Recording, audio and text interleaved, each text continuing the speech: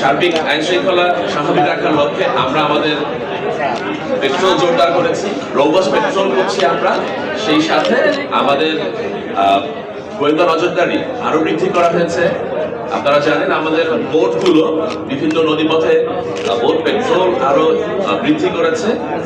সেই সাথে আমরা ঘরমুখ মানুষ যখন ফিরছে তখন তাদের নিরাপত্তা কল্পে আমরা বিভিন্ন বাস টার্মিনালগুলোতে অজ্ঞান পার্টি, মল পার্টি এই ধরনের চক্র যাতে কাজ না করতে পারে, তাদের দৌরাত্ম যাতে না থাকে সে গল্পে আমরা বদ্ধপরিকর, এই জন্য আমরা কাজ করে যাচ্ছি। একই সাথে আমরা শহরের নিরাপত্তা বৃদ্ধি গল্পে পরিকল্পনা মোতাবেক সর্বোচ্চ সংখ্যক টহল আমরা ডিপ্লয় করেছি। সেই সাথে আমরা দ্রব্যমূল্য পরিস্থিতি যাতে ঊর্ধ্বগতি না হয় সেজন্য কাজ করে যাচ্ছি।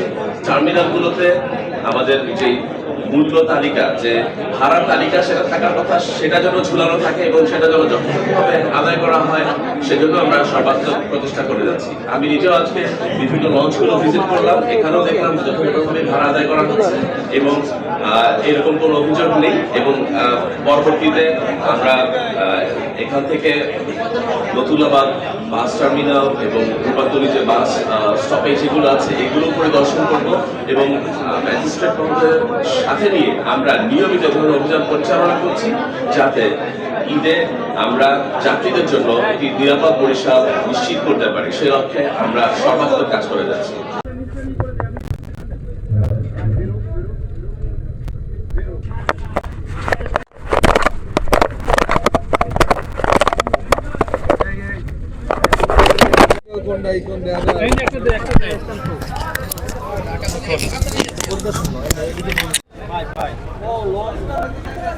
লঞ্চ নেওয়ার জন্য ভাই